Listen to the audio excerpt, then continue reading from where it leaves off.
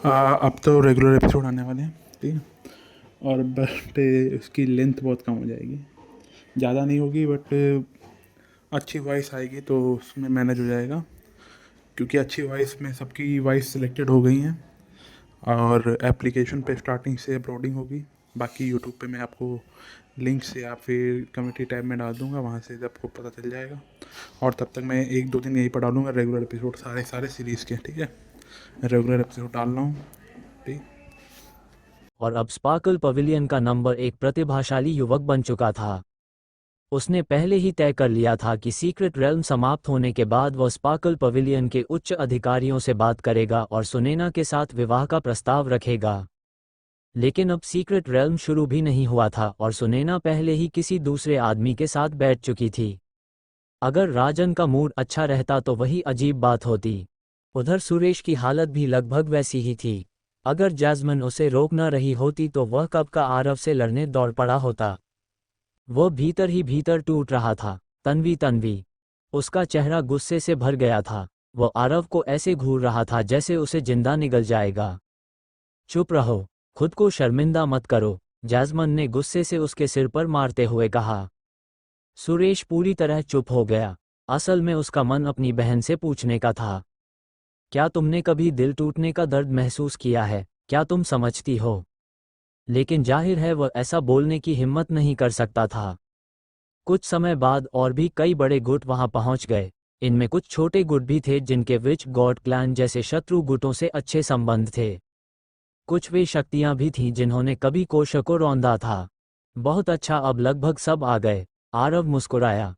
पिछली बार कोशा में उसने इन शक्तियों के कई प्रतिभाशाली युवाओं का कत्ल किया था, और इस बार हेवनली प्राइड सीक्रेट रेल्म के भीतर वह इन गुटों की बाकी प्रतिभाओं को भी खत्म कर देगा। इसी समय माउंट सैंड के लोग भी पहुंच गए। सेंट स्पीक की शिष्याओं के पहुंचते ही अनगिनत लोगों की निगाहें उनकी ओर मुड़ गईं। विशेष रूप से पुरुषों की, सबकी निगाहें उन पर टिकी हुई थीं। आखिर माउंट सैंड की सभी शिष्याएं महिलाएं थीं, लेकिन अफसोस की बात यह थी कि वह स्थान पुरुषों के लिए किसी नर्क से कम नहीं था। वहां प्रवेश करना लगभग असंभव था, और अगर कोई पुरुष वहां पहुंच भी जाता तो उसका परिणाम बेहद दुखद होता। वहां पुरुषों की बिल्कुल कोई हैसियत नहीं थी। अगर कोई पर्याप्त शक्तिशाली न हो तो उसकी स्थिति कुत्तों से भी बदतर हो जाती थी। नहीं, वो तो मादा कुत्तियों से भी नीचे माने जाते थे।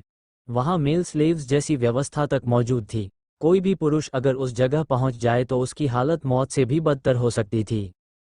लेकिन अब जब वे महिलाएं बाहरी दुनिया में थीं तो आसपास के पुरुष अपनी लालची निगाहें छिपाने की कोशिश तक नहीं कर रहे थे। आखिर यह माउंट सैंड का क्षेत्र नहीं था, वे क्यों डरते? देखो, माउंट सैंड के लोग आ गए। उनमें कशिश कौन है? वही सामने वाली जिसके चेहरे पर हत्या जैसा भाव है। वही जिसे सफेद वस्त्र वाले आदमी ने पकड़ लिया था। और वो रोजी भी है। आसपास तुरंत चर्चा शुरू हो गई। सब लोग उस घटना के बारे में बात कर रहे थे जब आरव सेंट स्पीक में घुसकर उन दोनों महिलाओं को उठा ले गया था। इस बार केवल बाकी लोग ही नहीं बल्कि आरव खुद भी निःशब्द हो गया। ये लोग आखिर कैसी कैसी बातें सोच रहे थे, और ऊपर से कशिश और रोसी को कैसी नजरों से देख रहे थे, जबकि उसने वास्तव में उनके साथ कुछ किया ही नहीं था। कशिश का चेहरा पूरी तरह काला पड़ गया। ये पहली बार था जब वह आरव से छूटने के बाद सेंट स्पीक से बाहर निकली थी, और बाहर आते ही उसे ऐसी बातें सुननी पड़ रही थीं। उसका मन कर रहा था कि वहीं फट पड़े, लेकिन वह जानती थी कि यह जगह उसके लिए उचित नहीं थी। हालांकि इस अवधि की कठिन साधना के बाद उसकी ताकत बहुत बढ़ चुकी थी। वह 100 मैनिफेस्टेशंस रेल्म के 5वें स्तर तक पहुंच गई थी। उसकी प्रगति को छलांग जैसी कहा जा सकता था। वह ताकतवर बनने के लिए कोई भी कीमत चुकाने को तैयार थी। हालांकि उसकी लड़ने की क्षमता बहुत असाधारण नहीं थी, और ऊंचे स्तर वालों को चुनौती देने की शक्ति भी सामान्य थी। लेकिन उसकी कल्टिवेशन स्पीड बेहद तेज थी। इस मामले में उसकी प्रतिभा केवल रजत के पर्पल मैंशन डाउ बॉडी से थोड़ी कम थी। रोजी का चेहरा भी बेहद खराब था। हालांकि उसकी कल्टिवेशन भी बड़ी थी लेकिन उतनी स्पष्ट नहीं थी। इसी बीच आरव ने नैना क्रिम्सन लेडी और समृद्धि को भी देख लिया। अरे, आराध्य कहाँ है? आरव ने मन ही मन बुदबुदाया। फिर उसने सिर हिला दिया। शायद वह पर्याप्त मजबूत नहीं थी और उसे स्थान नहीं मिला। उधर लव भी सेंट स्पीक की दिशा में देख रहा था। लेकिन उसे अपनी माँ कहीं दिखाई नहीं दी। उसके चेहरे पर निराशा और चिंता उभर आए। हालांकि बाकी तीनों कॉन्क्यूबाइंस को देखकर उसका मन थोड़ा हल्का हो गया। उधर नैना क्रिम्सन लेडी और समृद्धि ने भी लव तन्वी, सुनैना और चांदनी को देख लिया। तीनों के चेहरे पर अनजाने में मुस्कान उभर आई, लेकिन सब जानते थे कि अभी एक दूसरे को पहचानने का समय नहीं था। इसी बीच नैना, समृद्धि और क्रिम्सन लेडी की नज़र तन्वी के बगल में बैठे आदमी पर पड़ी। वे तीनों थोड़ा चौंक गईं। उस आदमी का चेहरा बहुत परिचित लग रहा था। क्या वह उनके मन में कुछ अनुमान उभरे, लेकिन अभी कुछ निश्चित नहीं कहा जा सकता था। वैसे भी सीक्रेट रेल्म जल्द ही खुलने वाला था। एक बार भीतर पहुंचने के बाद सब स्पष्ट हो जाता। बड़े भाई, वे महिलाएं भी काफ़ी अच्छी हैं। क्या आपको उनमें से कोई पसंद आ गई है? विवान ने मुस्कुराकर आरव से पूछा। आरव पूरी तरह चुप हो गया। अभी माउंट सैंड की बात छोड़ देते हैं, आरव ने कुछ देर सोचने के बाद कहा। ऐसा नहीं था कि वह अभी उन तीनों महिलाओं को पहचानना नहीं चाहता था, लेकिन वे माउंट सैंड से थीं और वह शक्ति पुरुषों से घृणा करती थी। अगर विवान अचानक वहां पहुंच जाता तो वे तीनों क्या करती? मानती या मना करती? अगर वे मान जाती तो बाद में उनके लिए मुसीबत खड़ी हो सकती थी। इसलिए आरव ने फिलहाल इंतजार करने का फैसला किया।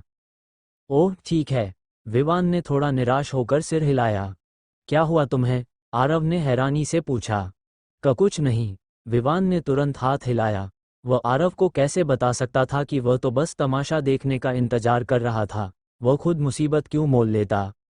आसपास आए हुए लोगों को देखकर आरव और बाकी सभी का मूड काफ़ी अच्छा था, लेकिन लव भीतर से थोड़ा बेचैन था। वह पूछना चाहता था कि उसकी माँ सुरक्षित है या नहीं, लेकिन अभी सही समय नहीं था।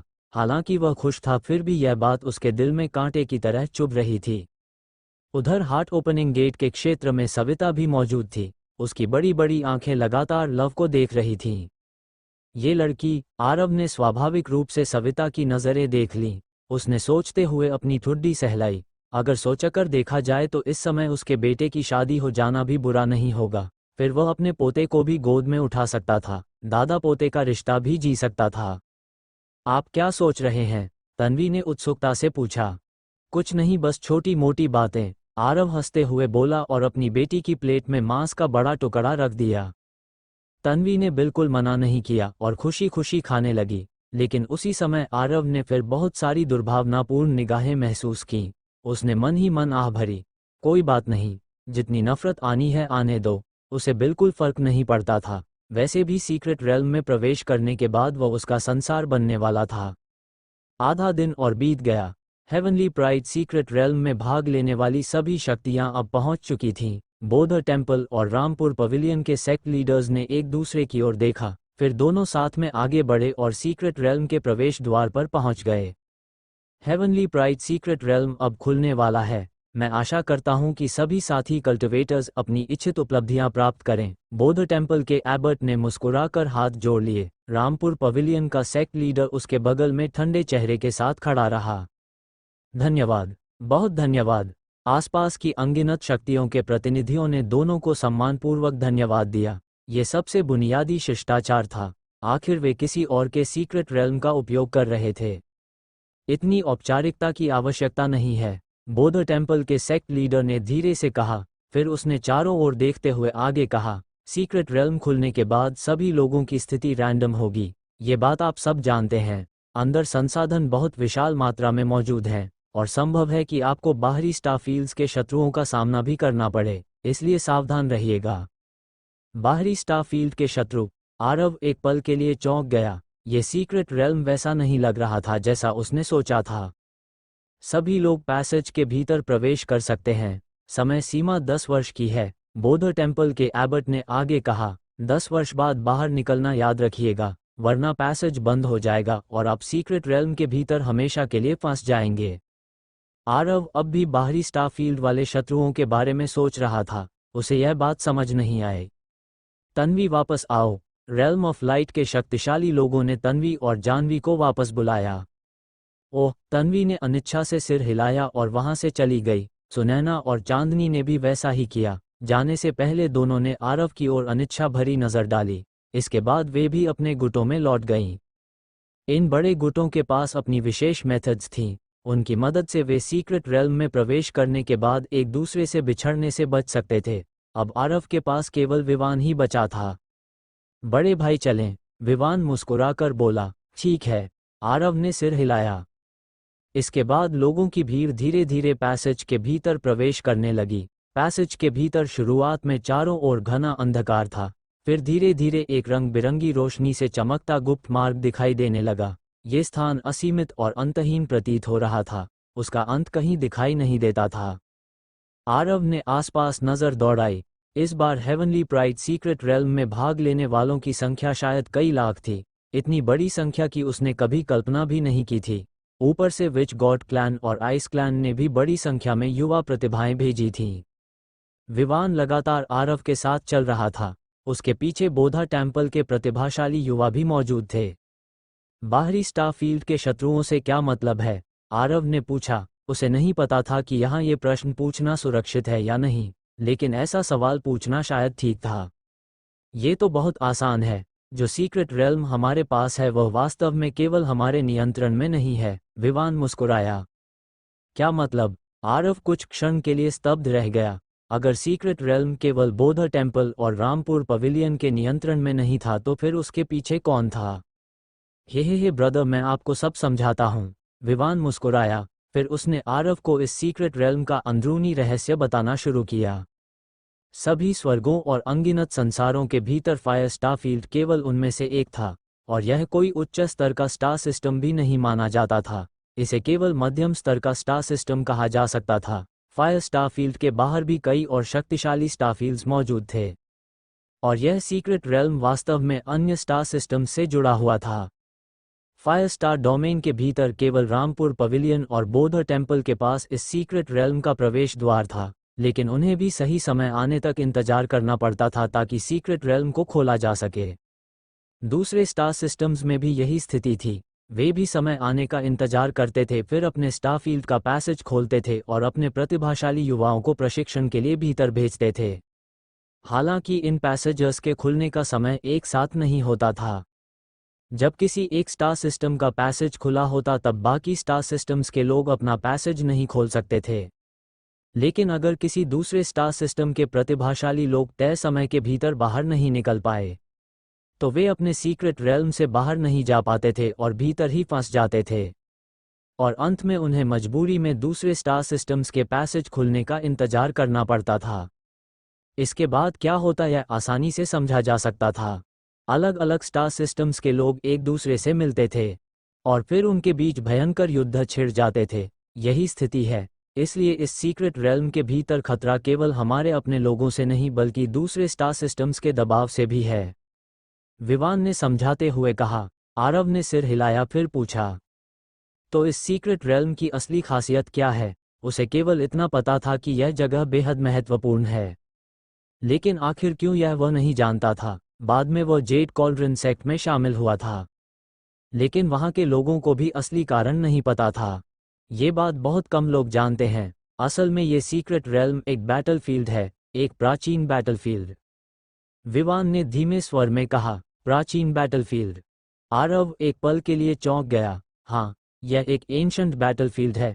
अतीत में कई स्टारफील्ड्स के युद्ध के कारण एक पूरा स्टार सिस्टम नष्ट हो गया था। बाद में कई स्टारफील्ड्स ने इस स्थान पर कब्जे के लिए लड़ाई की। सभी इसे अपने सीक्रेट रेल्म के रूप में चाहते थे, लेकिन संघर्ष बढ़ता गया, इसलिए अंत में एक अलायंस बना। हर स्टारफील्ड के पास अपना विशेष पैसेज है और तय समय पर वे अपने युवा प्रतिभाशाली कल्टिवेटर्स को भीतर भेज सकते हैं। विवान धीरे धीरे पूरी कहानी बताने लगा। और भीतर सप्रेशन भी मौजूद है। जिन लोगों की बोन एज तय सीमा से अधिक होती है वे पैसेज पार करके भीतर प्रवेश नहीं कर सकते। इस बार आरव सच में भीतर तक हिल गया। अब उसे असली कारण समझ आया। इस सीक्रेट रेल्म के भीतर वास्तव में एक पूरा स्टारफील्ड मौजूद था। स्टारफील्ड का क्या अर्थ होता है? फायर स्टारफील्ड जैसा विशाल क्षेत्र, जिसके भीतर अनगिनत ग्रह हों और असंख्य शक्तियां तथा डाउ सेक्ट शासन करती हों। और ऐसा स्थान इस सीक्रेट रेल्म के भीतर मौजूद था। कोई आश्चर्य नहीं कि इतने सारे स्टार सिस्टम्स इसे छोड़ना नहीं चाहते थे। ये सच में बहुत बड़ा खजाना था। तो असलियत ये थी। आरव ने धीरे से सिर हिलाया। हाँ, और इसके भीतर अभी भी अनगिनत अवसर छिपे हुए हैं। कुछ खोज लिए गए हैं और कुछ अब भी छिपे हुए हैं। अलग अलग स्टारफील्ड्स में अवसर भी अलग हो सकते हैं। कुल मिलाकर यह स्थान एक विशाल यूनिवर्स जैसा है। विवान ये कहते हुए खुद भी उत्साहित दिखाई दे रहा था। आरव ने उत्सुकता से पूछा, तो फिर उस समय इस पूरी यूनिवर्स पर कब्जा किसने किया था? क्योंकि विवान ने अभी बताया था कि इस स्थान को कई शक्तिशाली अस्तित्वों ने मिलकर जीता था। इसलिए आरव जानना चाहता था कि वे लोग कौन थे। ये हमारे बौद्ध टेम्पल के फाउंडर थे। विवान ने थोड़ा सोचकर उत्तर दिया, फाउंडर? आरव फिर चौंक गया। हाँ, और रामपुर पवेलियन से उनका क्या संबंध है? ओह, वे उनके भी फाउंडर हैं क्या? इस बार आरव बिल्कुल शांत नहीं रह पाया। यह मामला अब और भी जटिल हो गया था। बौद्ध टेम्पल और रामपुर पवेलियन दोनों के फाउंडर एक ही व्यक्ति थे। तो क्या ये दोनों शक्तियां कभी एक ही शक्ति थीं? ये बात सच में चौंका देने वाली थी। ये सच है, लेकिन बहुत कम लोग इस बारे में जानते हैं। विवान ने आह भरते हुए कहा। उसने कुछ देर सोचा और फिर आरव को समझाया, असल में मुझे भी पूरी जानकारी नहीं है। केवल इतना पता है कि पहले ये दोनों शक्तियां एक ही परिवार थीं, बाद में फाउंडर यानी वास्तविक एंसेस्टर कहीं चले गए। मुझे नहीं पता वे कहाँ गए, और फिर धीरे धीरे दोनों शक्तियां अलग हो गईं। समझ गया। आरव ने सिर हिलाया, लेकिन उसके दिल का झटका अब भी शांत नहीं हुआ था। ये रहस्य सच में बहुत बड़ा था। बौद्ध टेम्पल और रामपुर पवेलियन वास्तव में एक ही एंसेस्टर से निकले थे। अब उसे समझ आया कि दोनों के नाम इतने मिलते जुलते क्यों थे। इसके बाद आरव ने विवान से सीक्रेट रेल्म के बारे में और भी कई प्रश्न पूछे। उधर लोगों का समूह लगातार आगे बढ़ता जा रहा था। बौद्ध टेम्पल के लोगों के अलावा आसपास जेड कॉलरन सेक्ट के लोग भी मौजूद थे। हालांकि वे काफी दूरी पर थे, वे सभी आरव के पीछे पीछे चल रहे थे। अब उन्हें आरव के साथ रहने पर अधिक सुरक्षा महसूस होती थी। विवान ने आरव को ये भी बताया कि यह सीक्रेट रेल्म बेहद खतरनाक था। यहाँ तक कि कोई अनमैच्ड जीनियस भी भीतर मर सकता था। इसी कारण सभी बड़े गुट अपने प्रतिभाशाली युवाओं की ताकत अंतिम समय तक बढ़ाने की कोशिश करते थे। इन रहस्यों को जानने के बाद आरव को सीक्रेट रेल्म की कुछ समझ आ गई। बड़े भाई, सीक्रेट रेल्म में प्रवेश करने के बाद शायद हम अलग हो जाएंगे। हमारे बौद्ध टेम्पल के पास एक विशेष मेथड है जिससे हम लोग साथ रह सकते हैं, इसलिए मैं आपको अपने साथ नहीं रख पाऊंगा। विवान ने थोड़ा शर्मिंदा होकर कहा, कोई बात नहीं। आरव मुस्कुराया, चिंता मत करो, समय मिलने पर मैं खुद तुम्हें ढूंढ लूंगा। ठीक है। विवान ने सिर हिलाया, फिर उसने चुपके से आरव को एक जेड स्लिप दे दिया। उसमें सीक्रेट रेल्म के भीतर मौजूद दर्जनों अफसरों के स्थान दर्ज थे जिन्हें बौद्ध टेम्पल जानता था। यहाँ तक कि विवान ने आरव को आंख भी मारी। आरव मुस्कुरा उठा। ये सच में उसका अच्छा भाई था। समूह लगातार आगे बढ़ता रहा। कितना समय बीत चुका था किसी को पता नहीं चला। हालांकि आरव तन्वी और सुनैना के साथ नहीं था, फिर भी उसकी सोल सेंस लगातार उन पर टिकी हुई थी। सीक्रेट रेल्म पहुंचते ही सब अलग हो जाएंगे, खैर कोई बात नहीं। आरव मन ही मन मुस्कुराया, सीनियर ब्रदर। इसी समय गिरीश, लावण्य और बाकी लोग उड़ते हुए उसके पास आए। उनके चेहरे चिंता से भरे हुए थे। बाकी बड़े गुटों के पास सीक्रेट रेल्म में अलग होने से बचने के तरीके थे, लेकिन जेड कॉलरन सेक्ट के पास ऐसा कुछ नहीं था। अगर वे भीतर जाकर बिछड़ गए तो उनकी स्थिति बेहद खतरनाक हो जाती। चिंता मत करो, मेरे पास तरीका है। आरव ने अपने चमकदार सफेद दांत दिखाते हुए मुस्कुराकर कहा। ओह! पास खड़ा विवान स्तब्ध रह गया। क्या आरव के पास सच में कोई तरीका था? कौन सा तरीका? गिरीश, लावण्य और बाकी लोग भी उत्सुक हो गए। फिर अगले ही पल आरव ने सीधे स्पिरिट बीस्ट ब्रेसलेट निकाल लिया और गिरीश तथा बाकी लोगों को उसके भीतर डाल दिया। अब ठीक है। आरव मुस्कुराया। विवान पूरी तरह निःशब्द रह गया। बौद्ध टेम्पल के लोग भी स्तब्ध रह गए। ब्रदर, आप तो कमाल हो। विवान को सच में समझ नहीं आया कि वह क्या कहे। वह पूरी तरह प्रभावित हो चुका था। बाकी सभी शक्तियां विशेष मेथड्स का उपयोग कर रही थीं ताकि सीक्रेट रेल्म में प्रवेश करने के बाद उनके लोग अलग न हों, लेकिन आरव ने सीधा स्पिरिट बीस्ट ब्रेसलेट ही इस्तेमाल कर लिया। यह उपाय सच में अद्भुत था। अगर बाकी शक्तियों के लोग ये जान जाते तो पता नहीं उनके चेहरे कैसे हो जाते। कई बार सबसे सरल उपाय ही सबसे महान सत्य होते हैं, और यह उसी का उदाहरण था। 3 दिन और बीत गए। आरव और बाकी लोगों ने अनगिनत चमकते तारों वाले दृश्यों को पार किया और अंततः पैसेज के अंत तक पहुंच गए। उनके सामने एक धुंधली और चमकदार लाइट कर्टन मौजूद थी। ब्रदर, पहुंचने के बाद मुझे ढूंढना मत भूलना, विवान ने कहा। चिंता मत करो, आरव ने सिर हिलाया। फिर विवान को बोधा टेम्पल के लोग घेरे में लेकर आगे ले गए। यही लिटिल प्रिंसेस का ट्रीटमेंट था, वह जहां भी जाती सबसे चमकदार अस्तित्व बन जाती। विवान और बाकी लोग सबसे पहले लाइट कर्टन में प्रवेश कर गए और अगले ही पल उनकी उपस्थिति गायब हो गई। इसके बाद realm of light, treasure pavilion और सेंट स्पीक जैसी शक्तियां भी भीतर प्रवेश करने लगीं। प्रवेश करने से पहले तन्वी, सुनैना और बाकी सभी ने आरव की ओर एक बार देखा। आरव ने गहरी सांस ली और खुद भी लाइट कर्टन की ओर छलांग लगा दी। ओ ये लड़के, वहीं रुक जाओ। आरव एक पल के लिए चौंक गया। जैसे ही वह लाइट कर्टन में प्रवेश करने वाला था, पीछे से एक शत्रुतापूर्ण आवाज आए। आरव ने पीछे मुड़कर देखा। उसके पीछे सैकड़ों प्रतिभाशाली युवाओं का एक समूह खड़ा था। उनका नेता 100 मैनिफेस्टेशंस रेल्म के चौथे स्तर की शक्ति रखता था। लड़के, तन्वी के साथ तुम्हारा क्या संबंध है? नेता ने ठंडे स्वर में पूछा। तुम्हें इससे क्या मतलब? रास्ते से हटो, मुझे तुम लोगों से उलझने का समय नहीं है।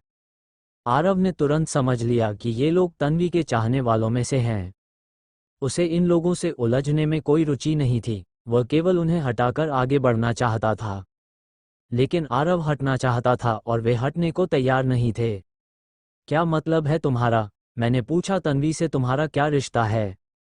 वो व्यक्ति गुस्से से गरज उठा। उसके पीछे खड़े 100 से अधिक लोग भी क्रोधित हो गए।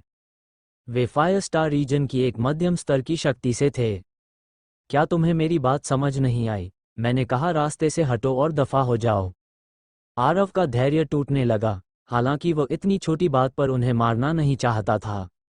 धिक्कार है, कितने घमंडी हो। क्या तुम्हें पता भी है मैं कौन हूँ? मैं श्रीवास्तव फैमिली से हूँ, नेता ने गर्व से कहा। श्रीवास्तव फैमिली? फिर क्या? आरव ने हैरानी से पूछा।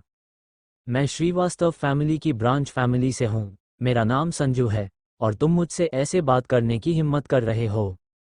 संजू ने ठंडे स्वर में कहा। आरव और भी हैरान हो गया। उसे सच में लगने लगा कि तन्वी का पीछा करने वाले लोग मानसिक रूप से थोड़े अस्थिर हैं। पहले सुरेश था, अब ये सन नाम वाला व्यक्ति भी वैसा ही निकला। बेटियों की शादी सच में पिता के लिए सिरदर्द होती है। तुम संजू गुस्से से गरजा, इसे मार डालो। हाँ, संजू के पीछे खड़े प्रतिभाशाली युवाओं ने तुरंत हमला कर दिया। उनके हमलों में बिल्कुल दया नहीं थी। फिर अगले ही पल धड़ाम। मत मारो, मैं श्रीवास्तव फैमिली की ब्रांच फैमिली से हूँ। अगर तुमने मुझे मार दिया तो श्रीवास्तव फैमिली तुम्हें कभी नहीं छोड़ेगी। संजू घुटनों पर गिरकर दया की भीख मांगने लगा। हे, मुझे धमकी दे रहे हो? आरव ठंडी हंसी हंसा और संजू की पिटाई जारी रखी। ये तो बस ऐसी बात थी जैसे बाघ अपनी ताकत न दिखाए और लोग उसे बिल्ली समझ लें। क्या उन्हें सच में लगा कि आरव का स्वभाव इतना अच्छा है? यह आदमी का पोता सच में तन्वी के पिता को उकसाने की हिम्मत कर रहा था। आरव ने संजू को इसलिए नहीं मारा क्योंकि उसकी हरकतों का कारण तन्वी थी, वरना आरव तो संजू और उसके लोगों को सीधे मार डालता।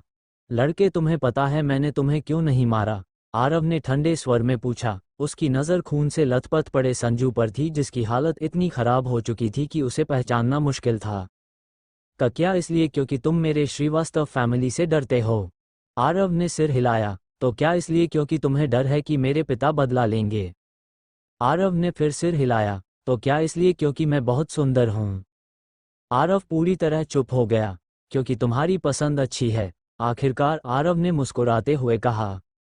मेरी पसंद अच्छी है? संजू पूरी तरह स्तब्ध रह गया। अच्छी पसंद का क्या मतलब था? उसने ऐसा क्या किया था जिससे सामने वाले को लगा कि उसकी पसंद अच्छी है?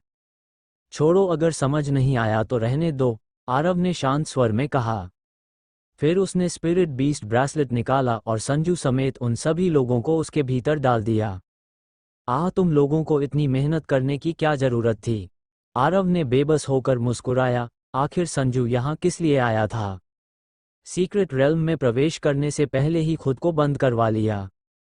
आरव ने अंदाजा लगाया कि संजू पहले से जानता था कि वह जेड कॉल्ड्रन सेक्ट का सदस्य है, इसीलिए वे लोग बिल्कुल निडर होकर आए थे। पहले उन्होंने उसे इसलिए परेशान नहीं किया क्योंकि विवान उसके साथ था।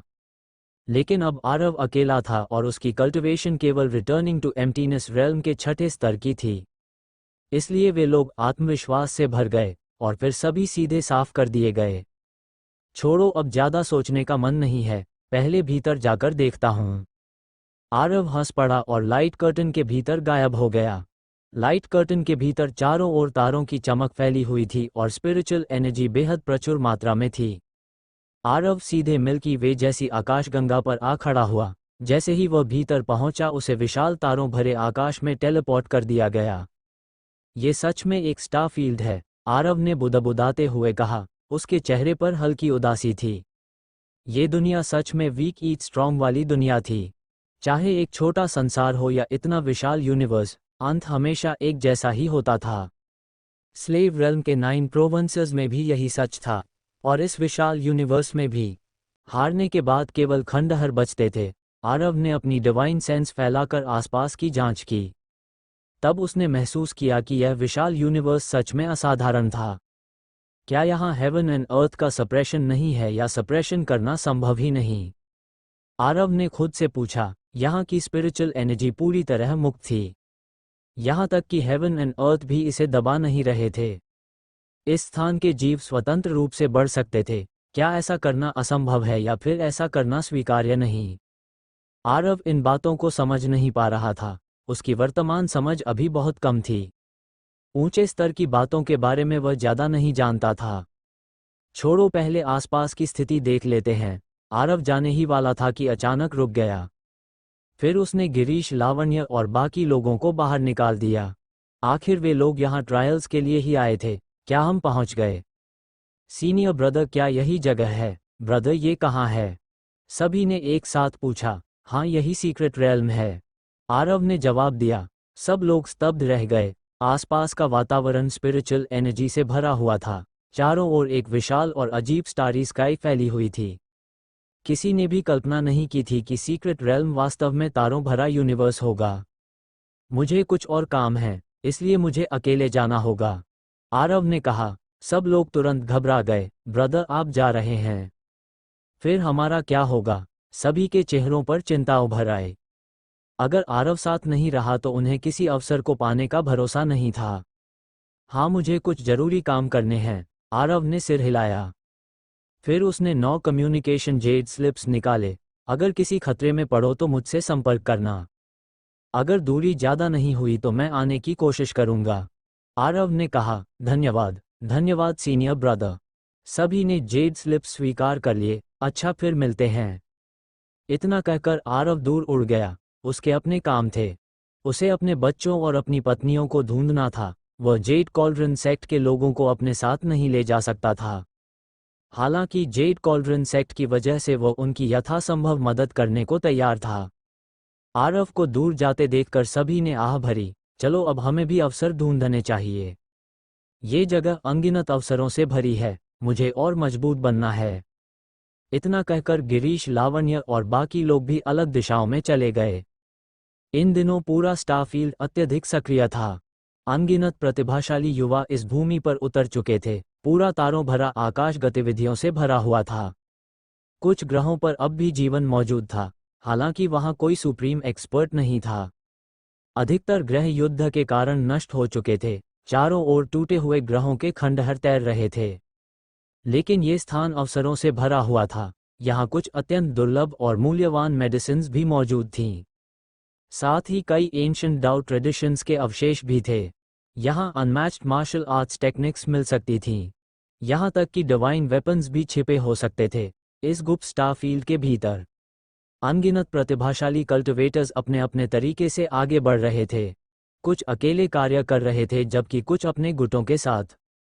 आरव लगातार आगे बढ़ता रहा। यहाँ वह पहले से कहीं अधिक निडर होकर कार्य कर सकता था, क्योंकि अभी की स्थिति में जब तक विभिन्न बड़ी शक्तियों के सबसे भयानक प्रतिभाशाली लोग एक साथ न हो जाएं, आरव किसी से नहीं डरता था। क्या पहले खुद को और मजबूत करना चाहिए? आरव ने खुद से पूछा। फिर उसने सिर हिला दिया। उसके पास अब भी अपने ओरिजिनल एवटार की शक्ति थी जिसे उसने पूरी तरह रिफाइन नहीं किया था। ये स्टारफील्ड बाहर से विशाल दिखती थी, लेकिन वास्तव में पहले से बहुत छोटी हो चुकी थी। आरव ने अनुमान लगाया कि उस प्राचीन युद्ध ने इस स्टार फील्ड के बड़े हिस्से को नष्ट कर दिया था। आरव लगातार दूर की ओर उड़ता गया। रास्ते में उसने कई छोटे गुटों के प्रतिभाशाली लोगों को देखा, लेकिन आरव ने उन पर ध्यान नहीं दिया। उसे उनमें कोई रुचि नहीं थी। वो उन स्थानों की ओर जाना चाहता था जिनके बारे में विवान ने उसे बताया था। वहां अवसर मिलने की संभावना अधिक थी, और शायद वहां उसकी पत्नियां और बेटियां भी मिल जाएं। दूरी अभी भी पर्याप्त नहीं है। आरव ने बेबस होकर मुस्कुराया। उसने पहले सुनैना और चांदनी को कम्युनिकेशन जेड स्लिप्स दिए थे, लेकिन अभी वो दोनों से संपर्क नहीं कर पा रहा था। आरव अपनी यात्रा जारी रखे रहा। पलक झपकते ही 7 दिन बीत गए। आखिरकार आरव एक टूटे हुए ग्रह पर पहुंचा। इस ग्रह पर स्पिरिचुअल एनर्जी बहुत कम थी, लेकिन वहां लगातार भयावह एनर्जी फ्लक्चुएशंस फैल रही थीं। मानो उसके भीतर कोई विशाल यूनिवर्स छिपा हो। क्या भीतर वही पावरफुल मेडिसिन है? आरव की रुचि तुरंत बढ़ गई। आसपास पहले से ही कई मध्यम स्तर की शक्तियों के प्रतिभाशाली लोग जमा हो चुके थे। ये स्थान स्टारफील्ड के भीतर मौजूद एक अवसर से जुड़ा हुआ था। कोई भी यहाँ धीमा पड़ना नहीं चाहता था। आरव अकेला पहुंचा था। उसकी उपस्थिति ने आसपास की शक्तियों को चौंका दिया, लेकिन जल्द ही किसी ने उसे पहचान लिया। तुम यह वही आदमी है? धिक्कार है, सच में वही है। आसपास के लोग तुरंत हॉस्टाइल हो गए, क्योंकि बाहर विवान के साथ रहते हुए आरव ने अनगिनत शक्तियों को नाराज कर दिया था। अब जब वे उसे देख रहे थे तो सभी के दांत गुस्से से किटकिटा रहे थे। आरव पहले थोड़ा चौंका, लेकिन फिर तुरंत कारण समझ गया। यहाँ तक कि कुछ ऐसे लोग भी उसे घूर रहे थे जिनसे वह पहले कभी नहीं मिला था। आरव का मन हुआ कि वह चिल्लाकर कहे कि वह निर्दोष है, लेकिन अंत में उसने केवल आह भरी। आह, क्या खराब किस्मत है। वो और क्या कह सकता था? लड़के, तुम जेड कॉल्ड्रन सेक्ट से हो। तुम्हारा नाम क्या है? एक शक्ति के नेता ने ठंडे स्वर में पूछा। आरव की कल्टिवेशन केवल रिटर्निंग टू एम्प्टीनेस रेल्म के 6ठे स्तर पर थी। ये बहुत कमजोर मानी जाती थी। यहाँ आने वाले सबसे कमजोर लोग भी रिटर्निंग टू एम्प्टीनेस रेल्म के होते थे। बाकी शीर्ष प्रतिभाएं तो पहले ही 100 मैनिफेस्टेशंस रेल्म में पहुंच चुकी थीं। सारंग, आरव ने शांत स्वर में कहा। सारंग, मैंने पहले कभी तुम्हारा नाम नहीं सुना। एक प्रतिभाशाली युवक ने उलझन में कहा। लड़के, तुम्हारा बैकग्राउंड क्या है? तुम विवान के इतने करीब कैसे हो? दूसरे युवक ने पूछा। असल में वे लोग तुरंत आरव को मार डालना चाहते थे, लेकिन वे विवान और बोधा टेम्पल से डर रहे थे। अगर बात बिगड़ गई तो शायद बोधा टेम्पल के लोग इसमें शामिल हो जाते, और वो बहुत परेशानी वाली बात होती। वो और मैं भाई हैं। आरव ने आह भरते हुए कहा। भाई? कौन से भाई? साफ साफ समझाओ। दूसरा युवक गरजा। मैं तुम्हें क्यों बताऊं? आरव भी अब चिढ़ने लगा। असल में वह लो प्रोफाइल रखना चाहता था, कम से कम तब तक जब तक वह अपना चेहरा बदलने के लिए कोई जगह न ढूंढ ले। आखिर सारंग का चेहरा देखते ही सब समझ जाते थे कि वह जेड कॉल्ड्रन सेक्ट से है। आरव नहीं चाहता था कि उसकी वजह से जेड कॉल्ड्रन सेक्ट मुसीबत में पड़े। हालांकि उसे खुद कोई डर नहीं था। बेशक उसकी शर्त यह थी कि अगर वह कार्रवाई करे तो यहाँ मौजूद सभी लोगों को खत्म करना पड़ेगा।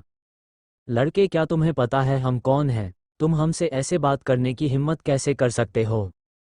पास खड़ा एक प्रतिभाशाली युवक हत्या की भावना से भरा हुआ गरजा। तुम लोग कौन हो? आरव ने शांत स्वर में पूछा। ये लोग सच में मौत को न्योता दे रहे थे। मैं ही। क्या तुमने आयरन ब्लड क्लैन का नाम सुना है? उस युवक ने सीने पर बना अपना टोटम दिखाते हुए कहा। नहीं सुना।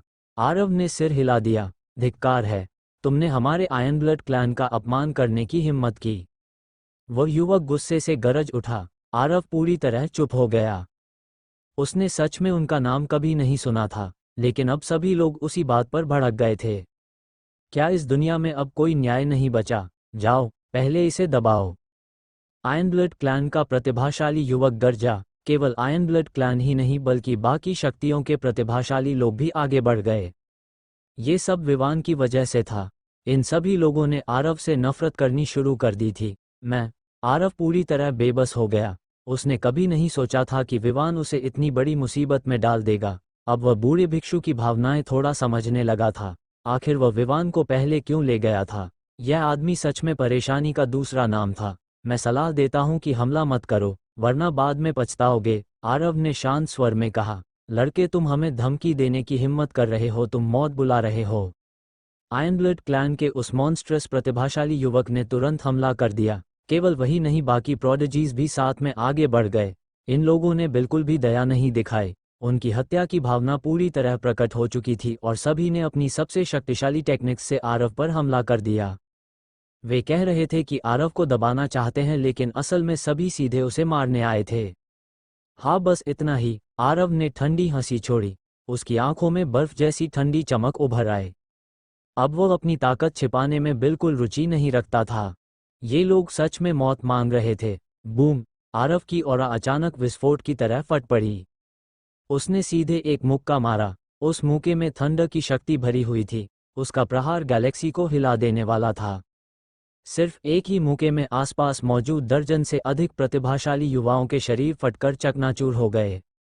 क्या वो इतना शक्तिशाली है? साथ में हमला करो। आसपास के सभी मॉन्स्ट्रस प्रतिभाशाली लोग स्तब्ध रह गए। किसी ने भी नहीं सोचा था कि आरव इतना ताकतवर होगा। एक मुक्का, सिर्फ एक मुक्का, तुम लोग बहुत कमजोर हो। आरव ने सिर हिलाते हुए आह भरी। उसने बिल्कुल दया नहीं दिखाई और आसपास मौजूद सैकड़ों प्रतिभाशाली युवाओं को सीधे दबा दिया। नहीं, हमें मत मारो। मैं आयरनब्लड क्लैन का सदस्य हूं, हमें मत मारो। सभी लोग दया की भीख मांगने लगे। है, आरव ने ठंडी हंसी छोड़ी। उसे इन लोगों को मारने में कोई रुचि नहीं थी, लेकिन उनकी सीक्रेट रेल्म की यात्रा अब यहीं समाप्त हो चुकी थी। उसने उन सभी को स्पिरिट बीस्ट ब्रेसलेट के भीतर बंद कर दिया और श्रीवास्तव फैमिली वालों के साथ रहने भेज दिया। ये सब बस मुझे गुस्सा दिलाने आए हैं, आरव ने खुद से बुदबुदाया। वो थोड़ा उदास महसूस कर रहा था। कुछ पल सोचने के बाद उसने अपना चेहरा फिर बदल लिया। इस बार वो रौनक जैसा बन गया। कारण बहुत सरल था। रौनक उसे सुरेश से भी अधिक परेशान करने वाला लगता था। सीक्रेट रेल्म खुलने से पहले ही उसने महसूस कर लिया था कि रौनक लव के प्रति हत्या की भावना रखता है। लड़के, पहले मेरे हाथ मत लग जाना, आरव ने बुदबुदाया। इसके बाद वो वहां से नहीं गया, बल्कि उसी ग्रह पर रुककर पहरा देने लगा। विवान द्वारा दी गई जेड स्लिप के अनुसार इस ग्रह के भीतर एक महान मेडिसिन छिपी हुई थी। इस मेडिसिन की वृद्धि की शर्तें साधारण थीं, लेकिन इसे पोषण के लिए अत्यधिक संसाधनों की आवश्यकता थी। ये पावरफुल मेडिसिन आसपास के स्टार सिस्टम्स की स्पिरिचुअल एनर्जी को खींचकर खुद को पोषित करती थी। इसी कारण ये केवल इसी स्टार सिस्टम के भीतर दिखाई देती थी। फायर स्टार फील्ड में ऐसी चीजें नहीं मिलती थीं। इसी तरह इस पूरे स्टार फील्ड में कई स्थानों पर ऐसी महान मेडिसिन्स मौजूद थीं। वास्तव में यह उन दुर्लभ स्पिरिचुअल हर्ब्स से कहीं श्रेष्ठ है। आरव की आंखें चमक उठीं। साधारण हेवनली ट्रेजर्स और स्पिरिचुअल मटेरियल्स को भी बढ़ने के लिए समय चाहिए होता था। हालांकि इस ग्रेट मेडिसिन को भी समय चाहिए था, लेकिन इसके लिए कंज्यूम्ड होने वाली स्पिरिचुअल एनर्जी की मात्रा भयावह थी। शायद इसे पूरी तरह बनने में 7 दिन और लगेंगे, आरव ने बुदबुदाया। उसने पहले इस ग्रेट मेडिसिन को हासिल करने का फैसला किया। एक दिन बाद वैम्पायर क्लैन के प्रतिभाशाली युवाओं का एक समूह वहां पहुंच गया। उनका नेता 100 मैनिफेस्टेशंस रेल्म के 5वें स्तर की शक्ति रखता था। रौनक, यहाँ रौनक क्या कर रहा है? और अकेला भी। सभी वैम्पायर प्रतिभाशाली लोग स्तब्ध रह गए। वे रिकॉर्ड्स के आधार पर यहाँ मेडिसिन का इंतजार करने आए थे। लेकिन सामने रौनक जैसा व्यक्ति खड़ा था। उन्होंने अपनी आंखें तक मल ली, मानो उन्हें भ्रम हो रहा हो। ही, आरव ने उन वैम्पायर प्रतिभाशाली युवाओं की ओर देखकर अपने सफेद दांत दिखाए। दुश्मन की शक्ति के लोग खुद चलकर उसके सामने आ गए थे। तो फिर उन्हें मार देना ही बेहतर था। नहीं, ये रौनक नहीं है, इसकी कल्टिवेशन गलत है। वहां मौजूद वैम्पायर प्रोडिजी लीडर ने तुरंत कुछ गड़बड़ महसूस की। आरव की cultivation returning to emptiness realm के 6ठे स्तर की थी, जबकि Raunak returning to emptiness realm के 9वें स्तर की पीक पर था। इसके अलावा उस वैम्पायर प्रोडिजी ने पहले रौनक से युद्ध किया था। हेवनली ओवरलॉर्ड बॉडी की और असामान्य फिजिक्स से पूरी तरह अलग होती थी। उसे नकली बनाना संभव नहीं था। इसी कारण पहले आरव ने रौनक का रूप धारण किया था। लेकिन फिर भी वैम्पायर जैसे गुट कभी एंशंट बार्बेरियंस के पास नहीं गए। वे यादव फैमिली पर शक कर सकते थे, लेकिन उन्होंने कभी रौनक पर संदेह नहीं किया। तुम कहीं अचानक उस वैम्पायर प्रोडिजी लीडर का चेहरा बदल गया।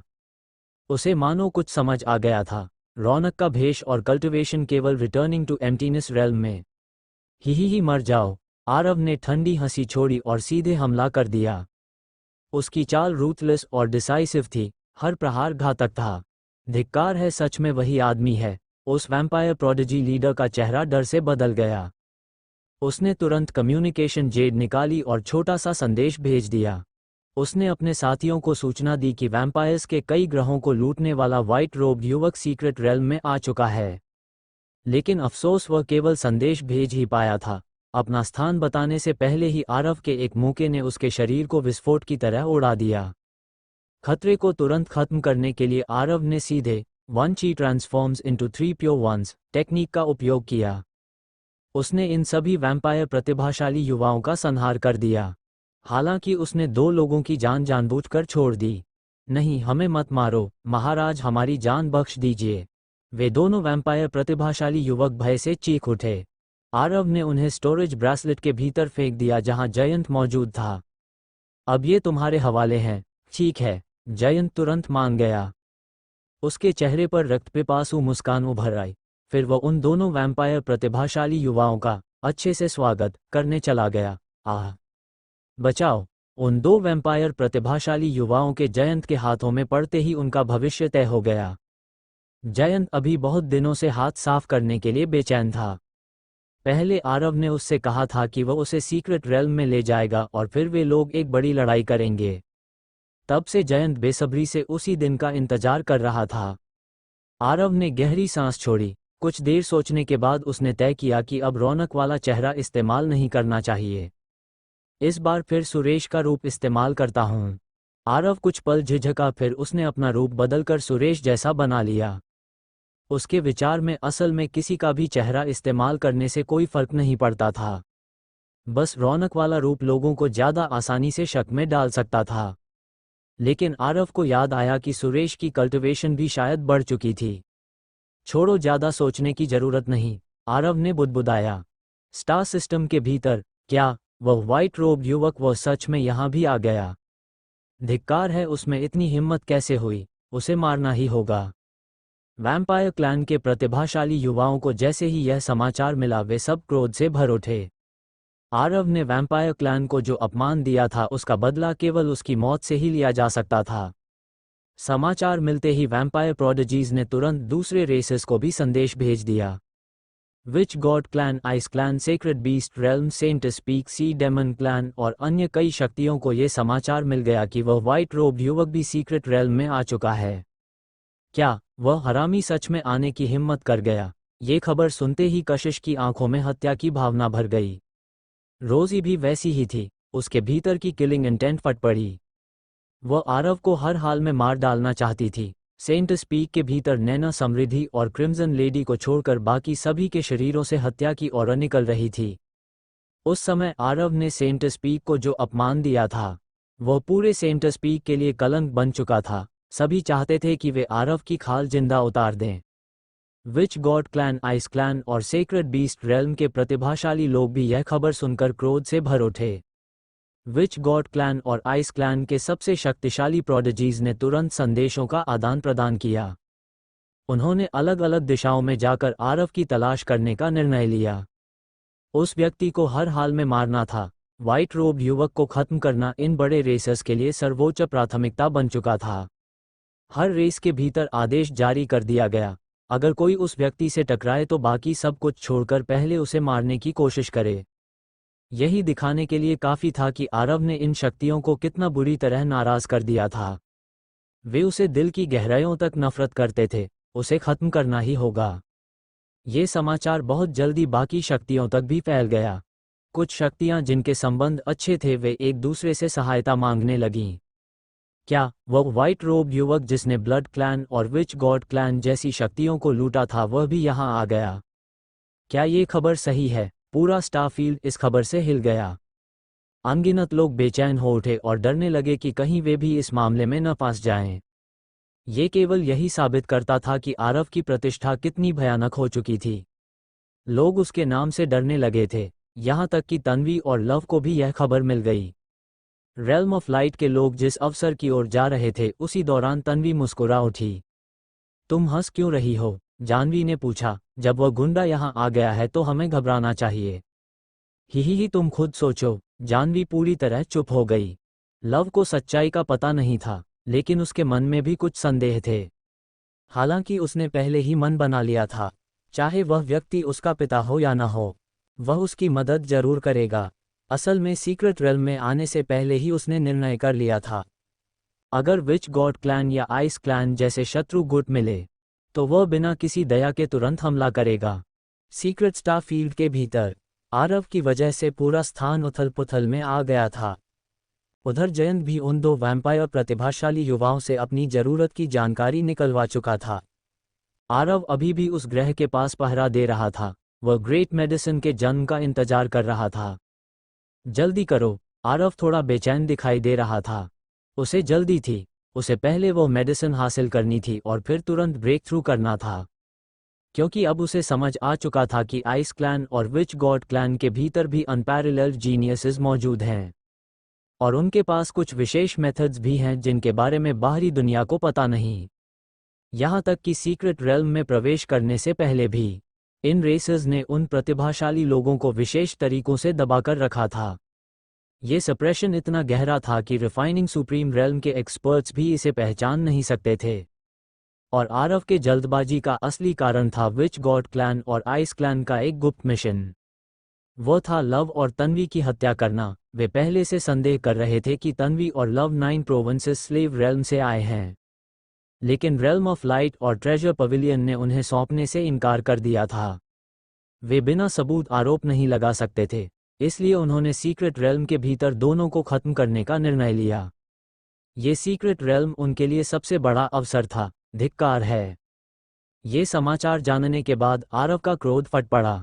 वो बस इंतजार कर रहा था, उस ग्रेट मेडिसिन के पूरी तरह मैच्योर होने का इंतजार। फिर वो ब्रेक थ्रू करेगा और उसके बाद एक पागलपन भरा नरसंहार शुरू होगा। पूरा स्टार सिस्टम कांप उठा।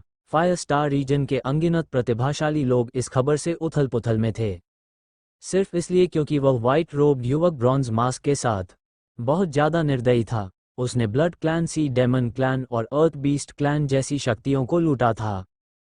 फिर सेक्रेट बीस्ट रेल्म को निशाना बनाया। उसके बाद सेंटस पीक जाकर उसने इस युग की नंबर 1 प्रतिभाशाली कशिश का अपहरण कर लिया। और फिर उसने आइस क्लैन और विच गॉड क्लैन के ग्रहों को भी लूट लिया। उसके हर एक काम से काउंटलेस लोग स्तब्ध रह जाते, लेकिन उसने ये सब अकेले किया था। अब 100 वर्ष बीत चुके थे और फिर भी उसका कोई निशान नहीं मिला था। यहाँ तक कि कहा जाता था कि इन शक्तियों के स्ट्रॉन्गेस्ट एक्सपर्ट्स ने मिलकर डिडक्शंस भी किए थे, लेकिन फिर भी उन्हें उस व्हाइट रोब युवक के बारे में कोई सुराग नहीं मिला। और अब वही व्यक्ति इस सीक्रेट स्टार फील्ड में दिखाई दिया था। लोग कैसे न चौंकते। एक स्टार के कोर के भीतर, जहां स्पिरिचुअल एनर्जी प्रचुर मात्रा में थी और मेटालिक पावर पूरे आकाश में भरी हुई थी, वहां हेवनली ओवरलॉर्ड बॉडी रौनक ने धीरे धीरे अपनी आंखें खोलीं। उसकी आंखों से ठंडी रोशनी निकली। क्या खबर पक्की है? रौनक ने गहरी आवाज में पूछा। कोई गलती नहीं है। कहा जा रहा है कि वैम्पायर्स पहले ही उससे टकरा चुके हैं, और जो भी उससे टकराया वो सब मारा गया। एंशंट बार्बेरियन ट्राइब के प्रतिभाशाली युवक ने रिपोर्ट दी। ही हा, अच्छा, बहुत अच्छा। रौनक ने सिर पीछे झुकाकर जोर से हंसना शुरू कर दिया। उसका चेहरा उत्साह और क्रोध से भरा हुआ था। इस बार हम केवल लव को ही नहीं मारेंगे बल्कि उस व्हाइट रोब आदमी को भी खत्म करेंगे। रौनक की जिंदगी में 2 लोग ऐसे थे जिनसे वो सबसे ज्यादा नफरत करता था। पहला लव, एंशंट सेक्रेड बॉडी, और हेवनली ओवरलॉर्ड बॉडी एक दूसरे के जन्मजात शत्रु थे। उनकी हेट्रेड ब्लड लाइन और फिजिक की गहराई से निकलती थी। ये 2 सुप्रीम फिजिक्स का भाग्य था। यहाँ तक कि रौनक खुद भी लव के प्रति अपनी नफरत को दबा नहीं सकता था। लेकिन आरव के प्रति उसकी नफरत अलग थी। रौनक कौन था? एंशंट बार्बेरियन ट्राइब का नंबर 1 प्रोडिजी, भविष्य में फायर स्टार रीजन का सबसे शक्तिशाली अस्तित्व बनने वाला व्यक्ति। यहाँ तक कि जब वो स्ट्रॉन्गेस्ट एक्सपर्ट्स की श्रेणी में प्रवेश करेगा तब भी पुरानी पीढ़ी के स्ट्रॉन्गेस्ट लोग उसे दबा नहीं पाएंगे। वो हेवंस का ओवरलॉर्ड था। सामान्य दिनों में जब वह बाहर निकलता तो बड़े गुटों के एल्डर्स भी उससे सम्मानपूर्वक पेश आते थे। कोई उसे नाराज करने की हिम्मत नहीं करता था। लेकिन उसी का रूप धारण करके किसी ने सब कुछ कर डाला और अब वो इम्पोस्टर आखिरकार सामने आ चुका था। रौनक चाहता था कि वह उस आदमी की जिंदा खाल उतार दे। रुको, अभी जल्दबाजी मत करो। रौनक ने धीरे से अपनी आंखें फिर बंद कर लीं। दूसरी ओर तारों के नीचे एक समूह आगे बढ़ रहा था। ये यादव फैमिली के लोग थे। सीक्रेट रेल्म में प्रवेश करने के बाद यादव फैमिली 5 समूहों में बंट गई थी। सभी अलग अलग अवसरों की तलाश कर रहे थे। यह एक युद्ध के बाद बचा हुआ टूटा ग्रह था। इसके भीतर अनगिनत अवसर छिपे हो सकते थे, यहाँ तक कि ग्रेट डाउ की इनहेरिटेंस भी मिल सकती थी। अगर भाग्य अच्छा हुआ तो कोई सीधे आकाश तक पहुंच सकता था। बहन, वह हरामी सच में आ गया। सुरेश इस समय बेहद उत्तेजित था। उसकी आंखों में क्रोध जल रहा था। शुरुआत में वैम्पायर क्लैन के लोग अचानक यादव फैमिली तक पहुंच गए थे। उन्होंने कहा था कि सुरेश ने वैम्पायर्स के ग्रहों को लूटा है। उस घटना की वजह से सुरेश पर बहुत बड़ा कलंक लग गया था। इतना ही नहीं, उसे बाद में परिवार के एल्डर्स ने बुरी तरह पीटा भी था। उस समय सुरेश ने बहुत कष्ट झेला था, यहाँ तक कि काउंटलेस यंग वैम्पायर्स हर दिन उसे मारने की धमकी देते थे। उसके दिल का दर्द कौन समझ सकता था। अब आखिरकार उस आदमी की खबर मिल गई जिसने उसे फंसाया था। सुरेश बदला कैसे न चाहता। शांत रहो, अभी उसे उकसाने मत जाना, जैस्मन ने गंभीर स्वर में कहा और सुरेश के सिर पर थप्पड़ मारा। क्यों क्यों? सुरेश तुरंत नाराज हो गया। दुश्मन सामने हो और वह सहन करे, वह ऐसा कैसे कर सकता था? वैम्पायर क्लैन ने जानबूझकर यह खबर भेजी है। वे चाहते हैं कि यादव फैमिली भी उस व्यक्ति की दुश्मन बन जाए। जैस्मन ने धीरे से कहा, तुम्हें एक बात समझनी होगी। उस व्यक्ति ने केवल ब्लड क्लैन और सेक्रेड बीस्ट रेल्म जैसी शक्तियों को लूटा है। उसने कभी सीधे यादव फैमिली को निशाना नहीं बनाया। इसका मतलब है कि उसकी यादव फैमिली के प्रति कोई दुश्मनी नहीं है। तो फिर उसने मेरा रूप धारण करके लोगों को क्यों लूटा? ये सुनते ही सुरेश बेचैन हो गया। वह भी यादव फैमिली का सदस्य था। तो उसकी बहन कैसे कह सकती थी कि सामने वाले ने यादव फैमिली को उकसाया नहीं? चुप रहो, तुम्हारी छोटी सी बात क्या इतनी बड़ी है? ग्रह लूटने की तुलना में तुम्हारा रूप इस्तेमाल करना क्या मायने रखता है? अभी शांति से रहो और कोई मुसीबत मत खड़ी करो। पहले अपनी ताकत बढ़ाने पर ध्यान दो। अंत में सुरेश चुप हो गया, लेकिन उसने मन ही मन कसम खा ली। भविष्य में वह जरूर बदला लेगा। अगर वह उस वाइट रोब युवक को पकड़ ले तो उसे टुकड़े टुकड़े कर देगा, फिर सबको बताएगा कि सुरेश को नाराज करना आसान नहीं है। बहन, तो फिर उस वाइट रोब हरामी को छोड़ देते हैं। चलो रेल्म ऑफ लाइट वालों को ढूंढते हैं, सुरेश ने फिर कहा। जैस्मन पूरी तरह चुप हो गई। चटाक चटाक चटाक चटाक। आह मत मारो। सुरेश के दिमाग में इस समय केवल 2 ही चीजें थीं। एक महिलाएं, दूसरा दुश्मन। महिला थी तन्वी और दुश्मन था आरव। अगर सुरेश को पता चल जाए कि उसके दिल का दुश्मन वास्तव में उसी लड़की का पिता है जिसे वह सबसे ज्यादा चाहता है, तो शायद सुरेश वहीं टूट जाए। इतना बड़ा मानसिक आघात शायद सुरेश के लिए सहना मुश्किल हो जाता।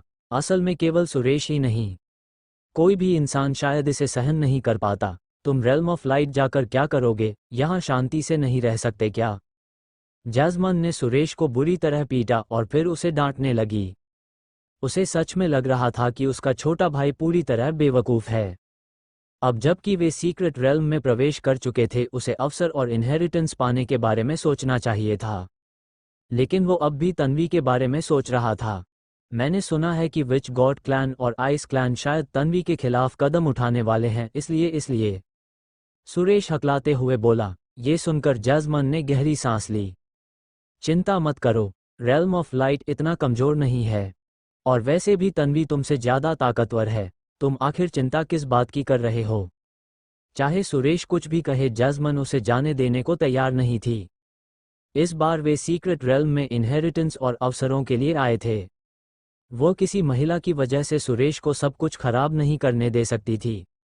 अगर इससे यादव फैमिली की योजनाएं प्रभावित हो जाती तो अगले कुछ दिनों तक पूरा सीक्रेट स्टार फील्ड बेहद हलचल भरा रहा। बड़ी शक्तियों ने सतर्क होकर अपने सभी प्रतिभाशाली युवाओं को एक साथ इकट्ठा कर लिया। अब वे अलग अलग होने की हिम्मत नहीं कर रहे थे। कारण बहुत सरल था, उन्हें डर था कि कहीं वे उस वाइट रोब्ड आदमी से न टकरा जाएं। अब आइस क्लैन और विच गॉड क्लैन के प्रोडिजीज हर दिशा में संदेश भेज रहे थे। वे सभी को बता रहे थे कि वह व्हाइट रोब्ड आदमी बेहद खतरनाक है। यहाँ तक कि उन्होंने झूठी खबरें फैलानी भी शुरू कर दी। वे कह रहे थे कि उस व्हाइट रोब्ड आदमी ने पहले ही फायर स्टार रीजन के सैकड़ों मॉन्स्ट्रस जीनियसेस को मार डाला है। उन्होंने उसे अत्याचारी, निर्दयी, रक्तपिपासु और क्रूर घोषित कर दिया। आरव को फंसाने के लिए इन विभिन्न शक्तियों के मॉन्स्ट्रस टैलेंट्स ने खुद कई प्रतिभाशाली युवाओं की हत्या कर दी और फिर उन हत्याओं का दोष आरव पर डाल दिया। उनका उद्देश्य बिल्कुल स्पष्ट था। वे आरव को पूरी तरह बदनाम करना चाहते थे ताकि इस सीक्रेट रेल्म में मौजूद हर व्यक्ति उससे नफरत करे और उसे मारने की कोशिश करे। फिर वे सब मिलकर उस पर हमला कर सकें। इस समय सबसे ज्यादा दुर्भाग्यशाली इंसान आरव ही था। ये कहना गलत नहीं होगा कि विच गॉड क्लैन और आइस क्लैन बेहद चालाक और षड्यंत्रकारी थे। यहाँ तक कि लव और तन्वी को मारने की उनकी मूल योजना भी कुछ समय के लिए टाल दी गई। लव और तन्वी को खत्म करना उनका मिशन था, लेकिन उस व्हाइट रोब्ड आदमी को मारकर अपना अपमान धोना उससे भी ज्यादा महत्वपूर्ण बन चुका था। आरव को इन सब बातों का बिल्कुल पता नहीं था। वो अभी भी चुपचाप उस मेडिसिन के मैच्योर होने का इंतजार कर रहा था। जल्दी करो, आरव बेहद बेचैन था। जिस ग्रेट मेडिसिन का वो इंतजार कर रहा था वो लगभग मैच्योर होने वाली थी। उसे जल्द से जल्द ताकतवर बनना था, फिर वो अपनी ओवरवेलमिंग शक्ति से इस सीक्रेट रेल्म के सभी दुश्मनों को खत्म कर देगा। एक भी जीवित नहीं बचेगा, सभी को जड़ से मिटा देगा।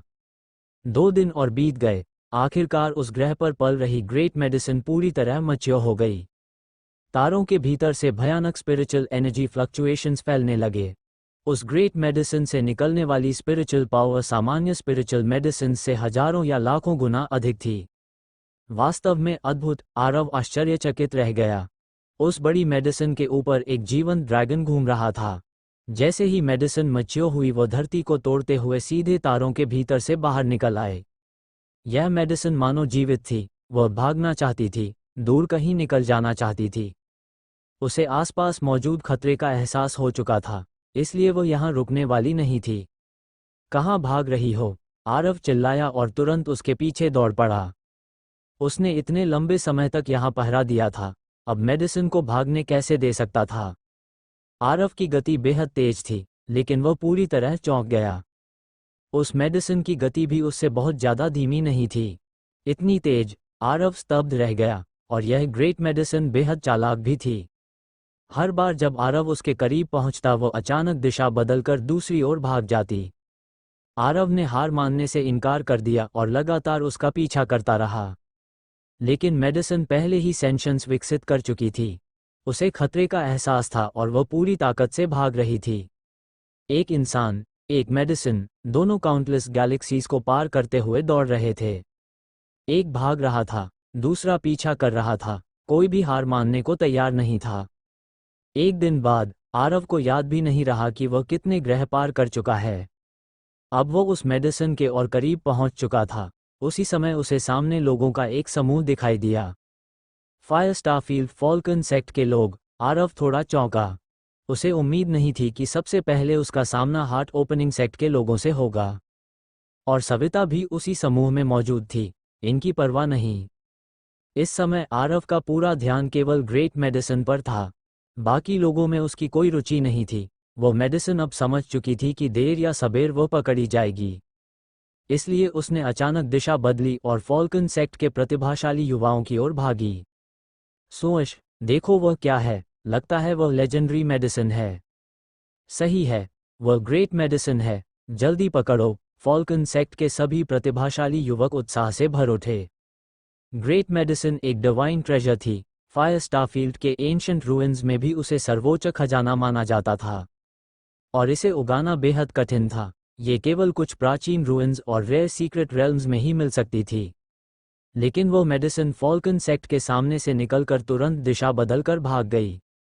वह भाग रही है, उसका पीछा करो। उसे किसी भी हालत में भागने मत दो। फॉल्कन सेक्ट के सभी जीनियसेस तुरंत उसके पीछे दौड़ पड़े।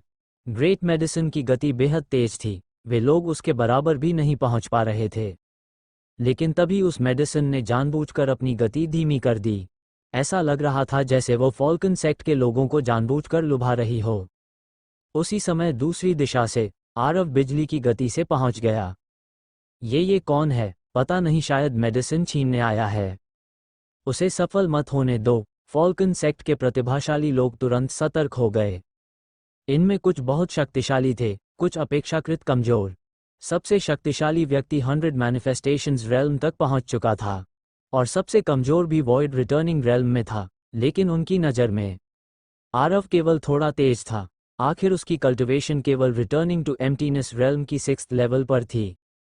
उन्होंने उसे बिल्कुल गंभीरता से नहीं लिया। सविता ने भी आरव को देखा, लेकिन उसने उसे अनदेखा कर दिया और सीधे मेडिसिन की ओर बढ़ती रही। यह आदमी बहुत तेज है निक जोन्स, जाओ और इसे मार दो। फॉल्कन सेक्ट के एक मॉन्स्ट्रस जीनियस ने आदेश दिया। जी। 2 प्रतिभाशाली युवक तुरंत आरव की ओर बढ़े। दोनों 9th level of returning to emptiness realm पर थे। वे आरव से 3 छोटे रेल्म्स ऊपर थे। सामान्य परिस्थितियों में वे केवल फायर स्टार रीजन के कुछ टेरिफाइंग प्रोडिजीज से ही सावधान रहते, अन्यथा उन्हें लगता था कि कोई उनका मुकाबला नहीं कर सकता। लड़के यहीं रुक जाओ, ये ग्रेट मेडिसिन फॉल्कन सेक्ट की है। अगर मरना नहीं चाहते तो चुपचाप पीछे हट जाओ। दोनों के चेहरे घमंड से भरे हुए थे। उन्होंने आरव को बिल्कुल महत्व नहीं दिया। दफा हो जाओ, आरव ने ठंडी आवाज में कहा। उसकी गति बिल्कुल भी धीमी नहीं हुई। उसने सीधे अपना दायां मुक्का चलाया। धड़ाम धड़ाम। सिर्फ एक मुक्का असीम शक्ति के साथ दोनों पर टूट पड़ा। आह! दोनों फॉल्कन सेक्ट जीनियसेस चीख उठे। उनके फिजिकल बॉडीज तुरंत नष्ट हो गए, केवल उनके घायल प्राइमोर्डियल स्पिरिट्स ही बचे। वे आरव के सामने एक चाल भी नहीं टिक पाए। क्या ये कैसे संभव है? इस लड़के को मार डालो। फॉल्कन सेक्ट के सभी प्रतिभाशाली लोग स्तब्ध रह गए। उनके सेक्ट के जीनियसेस को रिटर्निंग वॉइड रेल्म की 6th लेवल वाले युवक ने एक ही मौके में हरा दिया था। इस समय आरव ने न तो अपना असली रूप इस्तेमाल किया था, न सुरेश का, न रौनक का। इसलिए फॉल्कन सेक्ट के लोग उसकी असली पहचान नहीं जानते थे। मारो! और दर्जनों जीनियसेस तुरंत आरव की ओर टूट पड़े। वे उसे रोकना चाहते थे। वे किसी भी हालत में उसे ग्रेट मेडिसिन नहीं लेने देना चाहते थे। लेकिन दफा हो जाओ, आरव ने फिर एक मुक्का चलाया। सभी लोग हवा में उड़ गए। अगर हार्ट ओपनिंग सेक्ट का भविष्य में लव से संबंध न होता, तो आरव इन सबको वहीं मार डालता। सविता स्तब्ध रह गई। उसकी नज़रें आरव पर टिक गईं। अभी जो आवाज़ उसने सुनी थी, वो कुछ हद तक लव जैसी लग रही थी। यह एहसास बहुत सूक्ष्म था, लेकिन सच में बहुत मिलता जुलता था। धिक्कार है, ये कौन है? इतना शक्तिशाली कैसे हो सकता है? मुझे याद नहीं कि फायर स्टार रीजन में ऐसा कोई प्रोडिजी हो। फॉल्कन सेक्ट के सभी लोग हतप्रभ थे। मैं इसे रोकती हूँ, तुम लोग मेडिसिन का पीछा करो। फॉल्कन सेक्ट की सबसे शक्तिशाली मॉन्स्ट्रस जीनियस आगे बढ़ी। उसकी कल्टिवेशन 100 मैनिफेस्टेशंस रेल्म की 5th लेवल तक पहुंच चुकी थी। वो वर्तमान पीढ़ी में फॉल्कन सेक्ट की सबसे शक्तिशाली प्रतिभाओं में से एक थी, और वो सविता की कजिन भी थी, जेनी। बाकी सभी लोग तुरंत ग्रेट मेडिसिन के पीछे दौड़ पड़े। फॉल्कन सेक्ट की कल्टिवेशन मेथड्स बाहरी दुनिया से अलग थीं। वे रूथलेसनेस और इमोशनलेसनेस में विश्वास करते थे, जिसे वे ग्रेट डाउ विदाउट इमोशंस कहते थे। क्या तुम अपना नाम बताने की हिम्मत रखते हो? जेनी गर्जी। उसका चेहरा कुछ हद तक सविता से मिलता जुलता था। तुम्हारा दादा, आरव ने ठंडी आवाज में जवाब दिया। उसकी गति बिल्कुल कम नहीं हुई। वो इस समय बेहद गुस्से में था। अगर फॉल्कन सेक्ट के लोग बीच में न आते तो वह काफी पहले ही मेडिसिन पकड़ चुका होता। ये लोग उसका समय बर्बाद कर रहे थे, और इतने समय में मेडिसिन बहुत दूर भाग सकती थी। अगर सामने वाले लोग हार्ट ओपनिंग सेक्ट के न होते, तो आरव इन्हें वहीं दबा देता और बताता कि फूल इतने लाल क्यों होते हैं। तुमने मेरी बेइज्जती करने की हिम्मत की। जेनी क्रोध से भर उठी। हालांकि वह रूथलेस पाथ का अभ्यास करती थी, लेकिन उसकी कल्टिवेशन अभी इतनी ऊंची नहीं थी कि वह गुस्से से मुक्त हो सके। उसने तुरंत अपनी king level magical artifact sword निकाल ली। मर जाओ! जेनी की और फट पड़ी। वह हत्या की भावना के साथ आरव पर टूट पड़ी। वो इस आदमी को मारकर अपना अपमान मिटाना चाहती थी। दफा हो जाओ! आरव ने ठंडी आवाज में फिर मुक्का चलाया। क्या? जेनी का चेहरा तुरंत बदल गया। सामने वाले के मुक्के की शक्ति बेहद भयावह थी। जेनी ने अपनी पूरी शक्ति छोड़ दी और तलवार से वार किया। उसकी तलवार का ये प्रहार मानो पूरी मिल्की वे को चीर सकता था। तभी जाकर वह आरव के मुक्के की शक्ति को रोक पाए। धिक्कार है, यह इतना शक्तिशाली कैसे है? जेनी भीतर तक हिल गई। सामने वाले की ताकत बहुत भयानक थी। वह केवल एक मुक्के से ही दब गई थी और पलटवार तक नहीं कर पा रही थी। बुरा नहीं, आरव भी थोड़ा चौंक गया। हालांकि उसने उस मुक्के में अपनी पूरी शक्ति इस्तेमाल नहीं की थी, लेकिन सामान्य 5th level 100 manifestations realm cultivator उसके उस प्रहार को बिल्कुल भी नहीं रोक सकता था। ये याद रखना चाहिए कि आरव अब रिटर्निंग टू वॉइड रेल्म की 6th लेवल के पीक पर था। अगर अभी 100 मैनिफेस्टेशंस रेल्म 9th लेवल के कई एक्सपर्ट्स भी एक साथ आ जाएं, तो वे केवल भागने के बारे में सोचेंगे। तुम आखिर हो कौन? तुम कौन हो? जेनी गर्जी। उसकी आंखों में डर भर गया था। वह भी फायर स्टार रीजन की प्रसिद्ध प्रोडिजीज में से एक थी, लेकिन सामने वाले के केवल एक हमले को रोकने के लिए ही उसे अपनी पूरी ताकत लगानी पड़ी। फायर स्टार रीजन में ऐसे टेरिफाइंग प्रोडिजीज बहुत कम थे। तुम्हारा दादा, आरव ने ठंडी आवाज में कहा और फिर एक और मुक्का चलाया। अब वो और समय बर्बाद नहीं करना चाहता था। उसे जल्दी से मेडिसिन तक पहुंचना था। अगर मेडिसिन भाग गई तो वही सबसे बड़ा नुकसान होगा। तुम पुफ। जेनी ने पूरी ताकत से बचाव किया, लेकिन इस बार सामने वाले के मुक्के की शक्ति पहले से 5 गुना अधिक थी। उसने खून उगल दिया। वह बिल्कुल भी मुकाबला नहीं कर पा रही थी। आरव के पास उसकी ओर ध्यान देने का समय नहीं था। उसकी आकृति गायब हो गई और वह मेडिसिन के भागने की दिशा में निकल पड़ा। ये ग्रेट मेडिसिन बहुत चालाक थी। उसे जरूर पता चल गया था कि अकेले भाग पाना मुश्किल होगा, इसलिए उसने फॉल्कन सेक्ट के लोगों को अपनी ओर खींच लिया ताकि वे आरव को रोक सकें। कितनी दूर थी? यह आरव का पहली बार मेडिसिन से सामना था। उसे एहसास हुआ कि यह चीज़ वास्तव में काफ़ी बुद्धिमान थी। अगर फॉल्कन सेक्ट के लोग बीच में न आते तो मेडिसिन अब तक बहुत दूर निकल चुकी होती। तुम कहाँ जा रहे हो? जेनी गर्जी। वह आरव को यूं ही जाने नहीं देना चाहती थी। उसे किसी भी कीमत पर सामने वाले को कुछ देर रोकना था ताकि फॉल्कन सेक्ट के लोग ग्रेट मेडिसिन हासिल कर सकें। जेनी ने अपनी लाइफ एसेंस जला दी और एक सीक्रेट टेक्निक का उपयोग किया। उसकी ताकत जबरदस्ती बढ़ाई गई, यहाँ तक कि उसके काले बाल भी धीरे धीरे सफ़ेद होने लगे। जेनी की शक्ति तुरंत बढ़ गई और वह फिर आरव के सामने आ खड़ी हुई। क्या तुम पागल हो? आरव ने आश्चर्य से पूछा। क्या इस औरत को कोई गंभीर बीमारी थी? उसे रोकने के लिए वह अपने बाल तक सफ़ेद करने पर उतर आई थी। अगर कोई कहे कि वह पागल नहीं है तो आरव यकीन नहीं करेगा। तुम रास्ते से हटो, आरव ने ठंडी आवाज में कहा। कभी नहीं, जेनी ने दांत भींचते हुए कहा। उसकी आंखों में मर मिटने वाली फाइटिंग स्पिरिट भरी हुई थी। धिक्कार है। आरव का धैर्य भी टूट गया। उसने सामने वाली की जान इसलिए छोड़ी थी क्योंकि वह फॉल्कन सेक्ट से थी, लेकिन अब वह सच में हद पार कर रही थी।